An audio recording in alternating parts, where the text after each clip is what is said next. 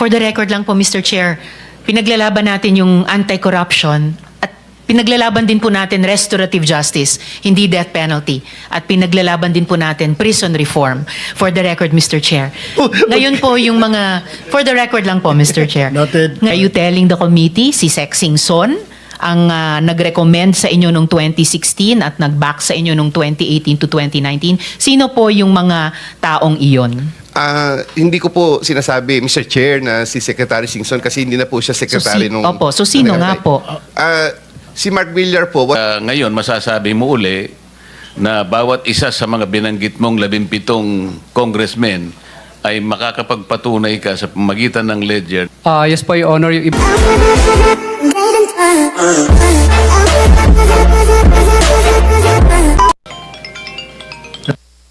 Okay. Next on the list is Senator Ontiveros. Salamat, Mr. Chair. Bago yung mga tanong ko, for the record lang po, Mr. Chair, pinaglalaban natin yung anti-corruption at pinaglalaban din po natin restorative justice, hindi death penalty. At pinaglalaban din po natin prison reform. For the record, Mr. Chair. Ngayon po yung mga, for the record lang po, Mr. Chair. Noted. Now, Mr. Chair, mga tanong ko po kay former Undersecretary Bernardo. So, Yusek, tama ba itong isang sinabi ni Engineer Alcantara na sina Engineer Hernandez ang may ghost project pero kayo daw mayroong mga negosyo? Kasi umamin kayo sa may mali kayong ginawa. Sabi nyo, quote, hindi ako naging matatag at tapat sa pagtupad sa tungkulin. So, ano po yung mga maling iyon? You deny only ghost projects pero you admit wrongdoing. Tama po? Yes po, Mr. Chair. Unang-una po yung aking deklarasyon kay Congressman Zaldico na tumanggap po ako ng sinasabi ni Alcantara, ni Engineer Alcantara ng 1% doon sa kwan. Pero hindi ko po makumpirma kung ano. Basta tumanggap po ako doon. Hindi ko po alam na ang halaga. Ang iba naman po, yung mga proyekto na hinawakan niya ay dumaan po sa akin. Parang nung kinuha ko po sa kanya kinuha ko po yung listahan sa kanya, ay ipinasa ko po sa nagpondo. At the same time po, nung dalin po niyang ang pera, ay binigay ko po doon sa mga tao na kausap ko. So yun po yung ako po ay umaamin na naging instrumento doon sa mga pagkakataong yun. Okay, Yusek, pero I hope pwede kayong maging mas forthright sa mga huling tanong ko sa inyo dahil di naman ako makapaniwala na ang isang inhinyerong umabot sa mataas na antas ay hindi maalala kung 1% nga ba or more or less. So, please be forthright sa committee ito hanggang sa huling mga tanong ko. Mr.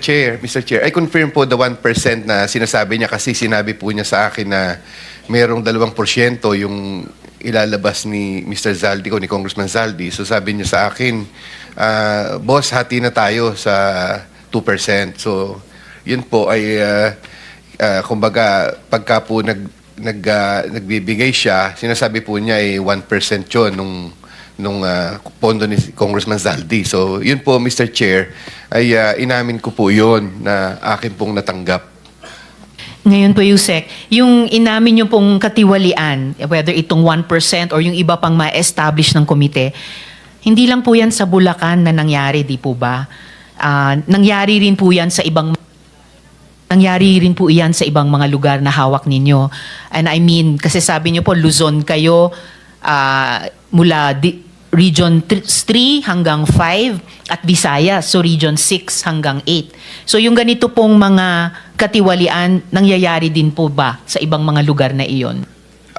As far as me is concerned po, Mr. Chair, hindi po ako ang doon. Ito lang pong kay Alcantara ang kamukha po na nakalagay sa aking affidavit ay kinumpirma ko po na ito po'y talagang inaamin ko na sa mga pagkakataong ito ay ako po'y naging instrumento doon sa transaksyon na inano po sa kay Engineer Alcantara.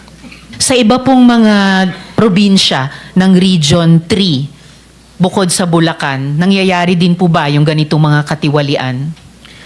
Hindi ko po kayang sagutin yun, Mr. Chair. Sorry po kasi hindi po ako nakakaalam doon sa mga lugar na yun. Sa Region 4A po ba, nangyayari din yung ganitong mga katiwalian?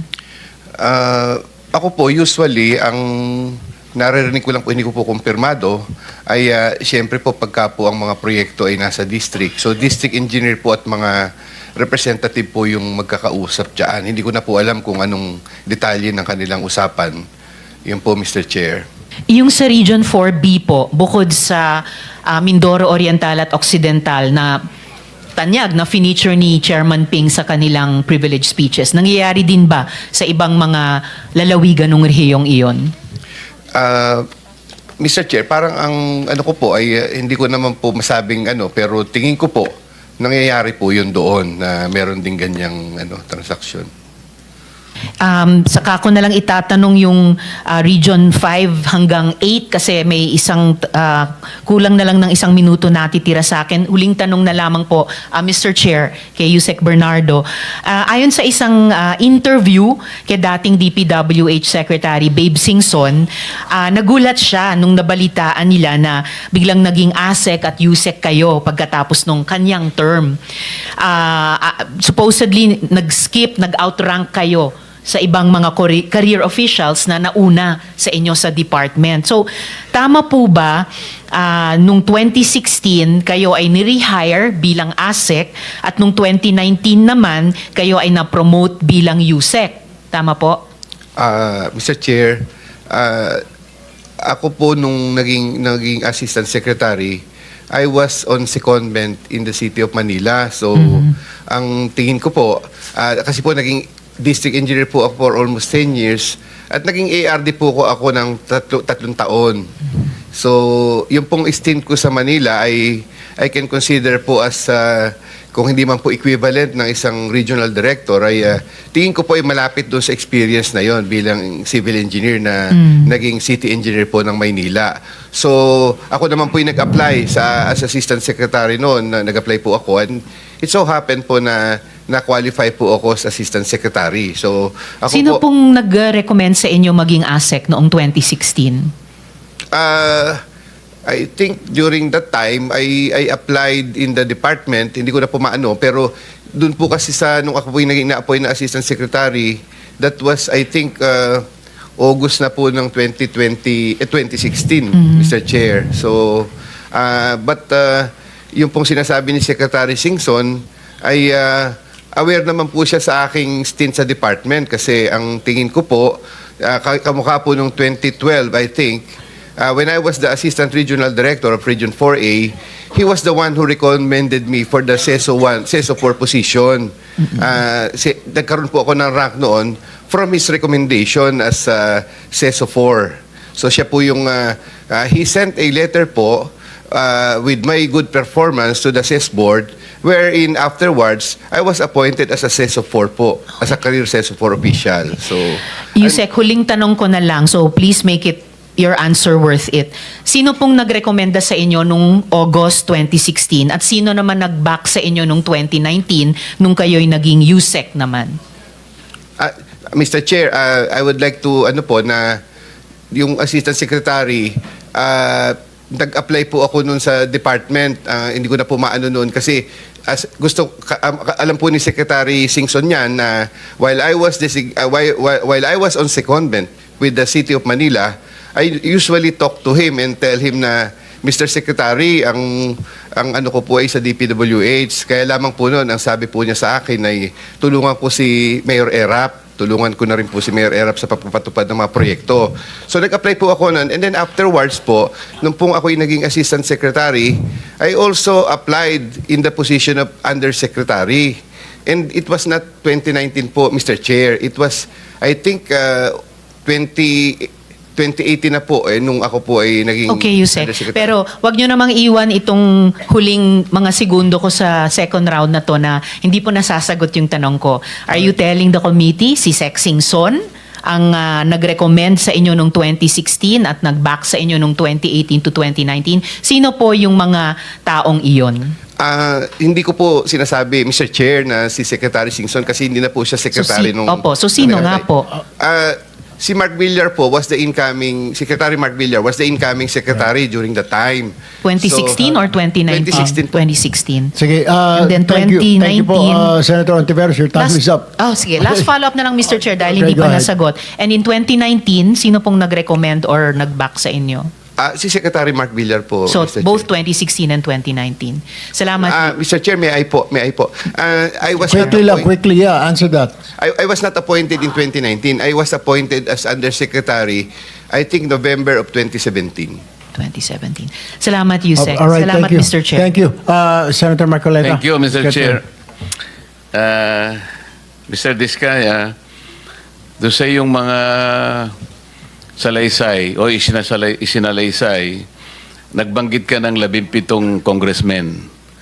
At doon ay sinabi mo na meron nga silang nababahagi sa pamagitan ng porsyento na ibinabalik sa kanila. Iba-iba nga lang, merong 20 hanggang 30. Tama? Yes po, Your Honor. At ang sabi mo, mapapatunayan mo ang lahat ng ito sapagkat meron kang ledger. Sinabi mo ba yun? Yes po, Your Honor. At ngayon, masasabi mo uli na bawat isa sa mga binanggit mong 17 congressmen ay makakapagpatunay ka sa pamagitan ng ledger na yung isinalaysay mong nakuha nilang bahagi, sabihin na nating payoff, ay talagang mapapatibayan mo sa mga internal ledgers na maaring maiproduce mo kung sakasakaling ito ay hihingin sa iyo ng komite. Yes po, Your Honor. Yung iba po kasi, chat po. Tsaka calls. Pero yung chat, documented ba yun? Meron ka? Meron din po, Your Honor, pero wala po sa akin ngayon yung cellphone ko. Ibig ko sabihin, documentary evidence o kaya yung sa chat mo, mapapalitaw mo sa magitan ng dokumento o litrato na talagang merong nangyari na pagbibigay ng payoff. Yun lang kasi ang kailangang ma-establish natin. Yes po, Your Honor. Salamat. Mr. Gutesa, doon sa iyong bahagi ng iyong pagsasalaysay, binabanggit mo na minsan nakikita mo si John Paul at saka si Mark, ano pang pangalan, apelyido Texay yata yung sinabi mo, na nagbibilang sila. Yes, Your Honor. Meron ba silang ginagamit na makina pagka nagbibilang? Bulto-bultong pera ito eh. Sa pagkakataon na yun, Your Honor, is walang makinang ginamit.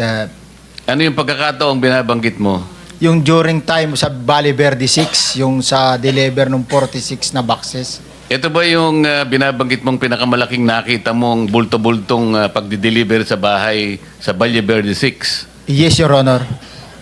Pagkatapos, sabi mo, mula sa Valle Verde, dinadala sa bahay ni Congressman Saldico dyan sa may Horizon, sa may BGC. Yes, Your Honor. At sabi mo, mula sa 46 luggages, ang binababa nyo na lang ay 35. Yes, Your Honor. Sa Makatwid, merong diferensya na 11 luggages.